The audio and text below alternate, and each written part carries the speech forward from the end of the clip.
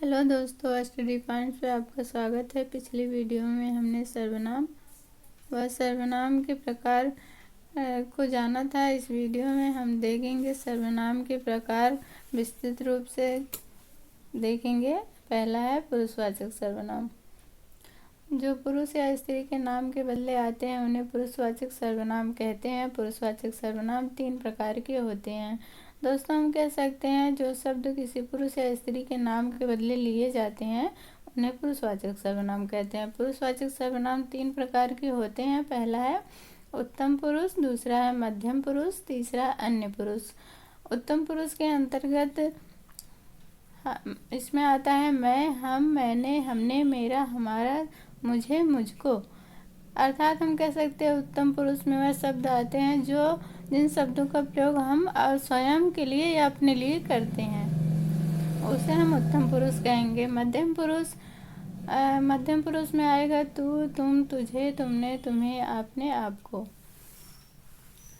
दोस्तों, मध्यम पुरुष में हम जो अपने से सामने वाले के लिए जो कहते हैं, जैसे तू हो गया, तुम्हें, तुझे, तुमने, तुम्हें, आपने, आपको। और अन्य पुरुष वह, यह, वह, ये, इन, उन, उनको, उनसे, इन्हें, उन्हें, इससे, उसको। अन्य के लिए जिन शब्दों का प्रयोग करते हैं उन्हें अन्य पुरुष कहते हैं।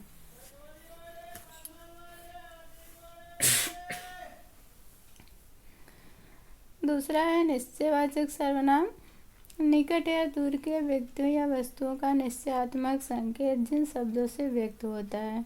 साधारण भाषा में हम समझ सकते हैं दोस्तों। जैसे निश्चयवाचक सर्वनाम हो गया, जैसे किसी शब्द में हम किसी निश्चितता का बोध करते हैं। जैसे यह मेरी पुस्तक है, ये मेरे हथियार हैं, वह उनकी मेज है। तो दोस्तों, इसमें निश्चितता का बोध हो रहा है कि यह मेरी पुस्तक है। जैसे कोई व्यक्ति कह रहा है कि उसे पूरा निश्चित है कि वह उसकी पुस्तक है, तो ऐसे वाक्यों में हम निश्चयवाचक सर्वनाम कहेंगे ऐसे वाक्यों को। तीसरा है अनिश्चयवाचक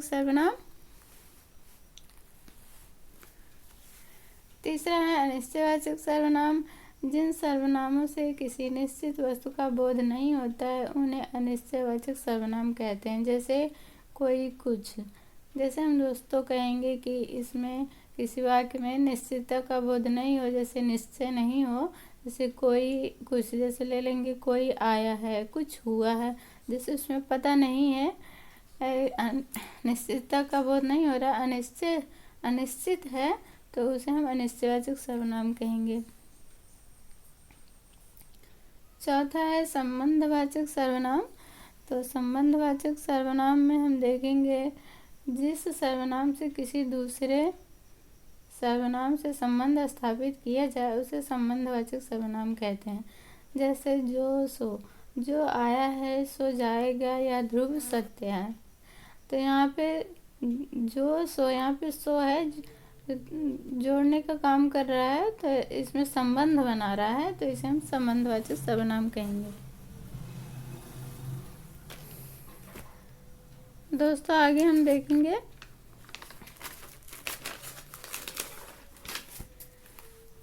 देखेंगे प्रश्नवाचक सर्वनाम। प्रश्न करने के लिए प्रयुक्त होने वाले सर्वनाम शब्दों को प्रश्नवाचक सर्वनाम कहा जाता है। जैसे कौन आया था, वह क्या कह रहा था। तो इसको हम कैसे पहचानेंगे? जैसे अगर कोई प्रश्न पूछ रहा है या फिर इसमें वाक्य के अंत में प्रश्नवाचक चिन्ह लगा हो तो उसे हम प्रश्नवाचक सर्वनाम कहेंगे। इस तरह से हम पहचान सकते हैं। छठा है निजवाचक सर्वनाम। निजवाचक सर्वनाम है आप, या आपने, या अपने आप, स्वतः, या खुद के लिए प्रयुक्त सर्वनाम है। निजवाचक सर्वनाम है आप, या अपने आप, स्वतः, या पुरुष, या खुद के लिए प्रयुक्त सर्वनाम है। जैसे यह कार्य मैं स्वयं ही कर लूँगा। जैसे निजवाचक सर्वनाम दोस्तों हम साधारण अर्थ में समझेंगे कि जो है निजवाचक सर्वनाम, निज मतलब अपना। तो जिस सर्वनाम का प्रयोग हम अपने लिए करते हैं जैसे अपने आप के लिए, स्वतः हो गया या खुद, तो ऐसे वाक्यों में निजवाचक सर्वनाम होता है। तो दोस्तों आज हमने कवर किया सर्वनाम के प्रकार। तो अगर वीडियो पसंद आई हो तो आप इसे लाइक और सब्सक्राइब ज़रूर कीजिए। धन्यवाद। मिलते हैं अगली वीडियो में अगले टॉपिक के साथ।